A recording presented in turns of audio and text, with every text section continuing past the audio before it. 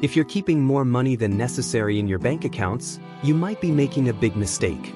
I know many people who have way too much cash sitting in the bank and believe they're doing fine financially. And I get it. It gives you a sense of security and responsibility. But the truth is, if you're hoarding too much cash, it might actually be slowing down your financial progress toward your long-term goals. According to an article from CNBC, 82% of Americans don't keep their money in a high-yield savings account, and 57% simply store it in a traditional savings account earning almost no interest. Cash management is one of those underrated skills that you should absolutely master in your personal finances. And today, I want to share with you why keeping too much money in your bank account might be one of the most expensive mistakes you can make with your money. Also, at the end, I'll tell you exactly what to do with your money instead. The first reason why having too much cash is a big problem is that you'll end up spending more. Think about it this way. If you have $30,000 sitting in your checking account and your monthly expenses are around $2,500, all that extra money sitting idle will just tempt you to spend more. If you're out shopping and see something you like, maybe a nice pair of shoes, a designer handbag, or even a new phone case, you might not need it, but you'll probably buy it on impulse just because you know you've got $30,000 in the bank. And this isn't just a random observation, there's actual research behind it. A 2010 study called Spending on the Fly analyzed 400 shoppers in 2 different US markets. The researchers discovered a clear pattern. People who felt financially secure or had a larger cash reserve tended to spend more freely. In other words, when people had higher account balances, they perceived that they had more room to spend, and as a result, they often went overboard. So, if you're the kind of person who likes to keep all your money in one account and run your entire life from it, that can be very risky. If you have your emergency fund, your house savings, and your car fund all lumped together in one place, that large balance can fool you into thinking you can spend more than you should. In reality, you might be dipping into your emergency savings without realizing it. A simple solution is to automate the transfer of a portion of your paycheck into different buckets or goals. You can set this up through your employer or your online banking system. Every time you get paid, move part of your income into your investment account, your emergency fund, or a savings account for short-term goals. The second reason not to hold too much cash is that your money isn't working for you. This was a mistake I made in my early 20s. I kept all my money in a checking account and didn't even know investing existed. When you keep your money in a traditional bank account that pays, say, 0.01% interest, that means your money, number one, isn't growing for you, and number two, you're facing a huge opportunity cost. Your money is just sitting there doing nothing. I have a personal story about this. A friend of mine, a successful YouTuber with a great income, around $20,000 a month or more, admitted to me over a year ago that he's afraid to invest. He just can't get past the mental barrier of putting his money into the market, so he's been hoarding all his cash in his bank account. Ironically, he watches all our videos about investing. Even with all the facts and data showing how investing can build wealth over time, he's still afraid. In October 2024, he had $80,000 in cash sitting idle, waiting to be invested. He never ended up doing it, which is a shame because if we look at the S&P 500 back then, it was trading at $5,792. About a year later, it was at $6,700, roughly a 15.6% increase. That means he missed out on about $12,480 in gains. For him, the solution came 3 months ago when he hired a financial manager, paying a 1% fee so a professional could invest for him. That was the only way he could finally get his money to start working. Wealthy people understand that idle cash loses value to inflation, which we'll talk about in a minute, and they constantly ask themselves, how can this single dollar today make me more dollars tomorrow? The third point is that most people think they need more cash than they actually do. I call this the excess cash illusion. It's no surprise that people love hoarding cash. It feels safe. I have friends with tens of thousands of dollars sitting in savings, and some even stash physical cash under their mattress. I see this a lot among immigrant families, where there's often a deep distrust of the financial system. But holding too much cash, especially in physical form, limits your ability to grow wealth. As a reference, I believe an emergency fund should only cover a few essential categories: your rent or mortgage, basic groceries, utilities, and any monthly debt payments.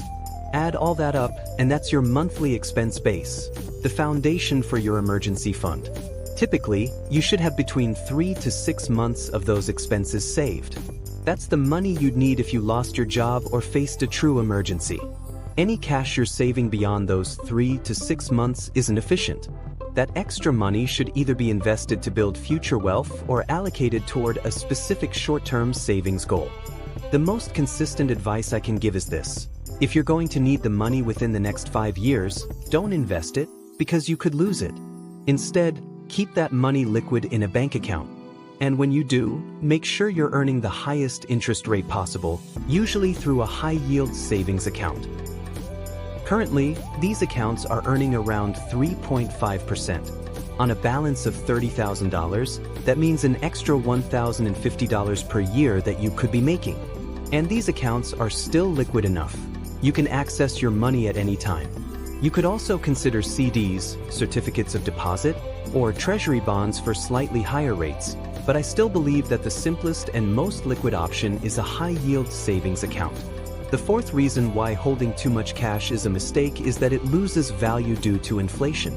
If we look at the M1 money supply, which includes cash, checking accounts, basic savings accounts, and other assets that can be quickly converted to money, we can see that the supply of money has expanded rapidly since 2020, which reduces the purchasing power of our existing dollars. This is also known as inflation.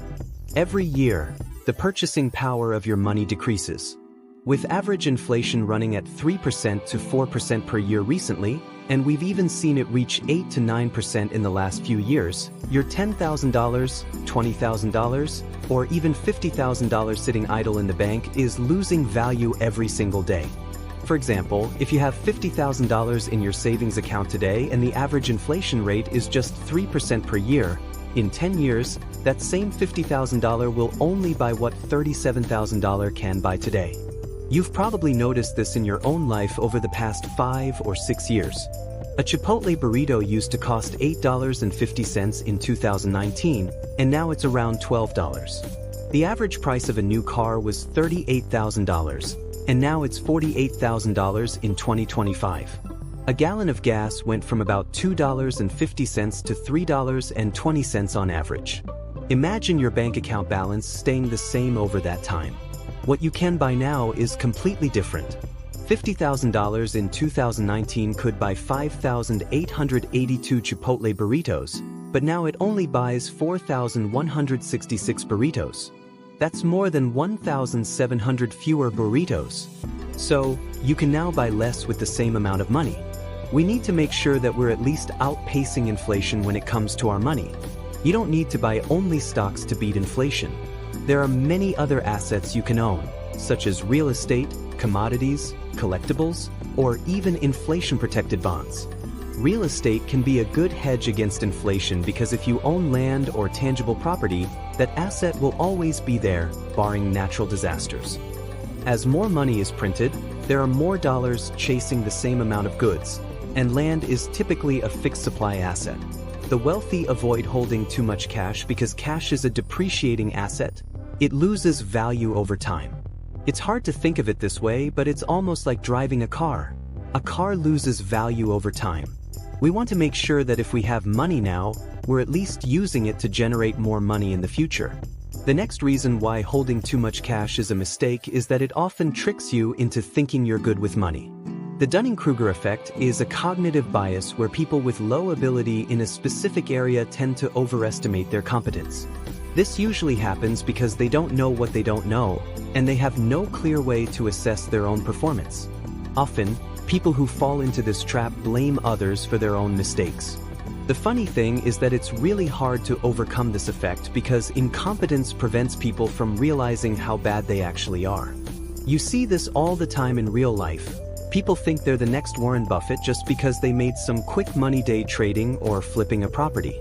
When it comes to holding too much cash, if you have $60,000 saved, you might think you're doing better than most Americans, and you probably are, but only in terms of saving. you might actually be failing at the real goal, which is building wealth. Having too much cash can make you feel smart, but in reality, being smart with money often means having relatively little cash on hand because it's all strategically deployed. Remember, what you should be tracking isn't your bank account balance, but your net worth and the value of your assets. So now that we know some of the reasons why having too much cash is a mistake, what's the right amount to keep in your bank account? Personally, I think the right amount of cash to have in your accounts is the combination of your emergency fund plus any short-term savings goals you might have. Let's say you have a 6-month emergency fund worth $25,000 and you're also saving for a house, with $20,000 set aside. Then, the right amount for you to keep in the bank might be $45,000 in that case. And hopefully, all of that is sitting in a high-yield savings account, earning at least 3 to 4% interest. I think one of the most practical things you can do today is to calculate exactly how much emergency fund you really need and create a separate bank account for your emergency fund, as well as for your short-term savings goals. And I strongly recommend that the money for these funds be kept in an account completely separate from your main checking account, the one you use to pay your bills. Ideally, you should set up an automatic transfer from your main checking account, where your paycheck is deposited, into your emergency fund or your house, car, or even Chipotle burrito savings goal. The last thing I'd suggest is to set a calendar reminder every 3 months to review your accounts. This will help you make sure everything stays on track. You want to confirm that your emergency fund isn't growing too large and move any excess cash into investments. Or, if you get a raise, you can increase your automatic contributions to your short-term savings goals or future investments.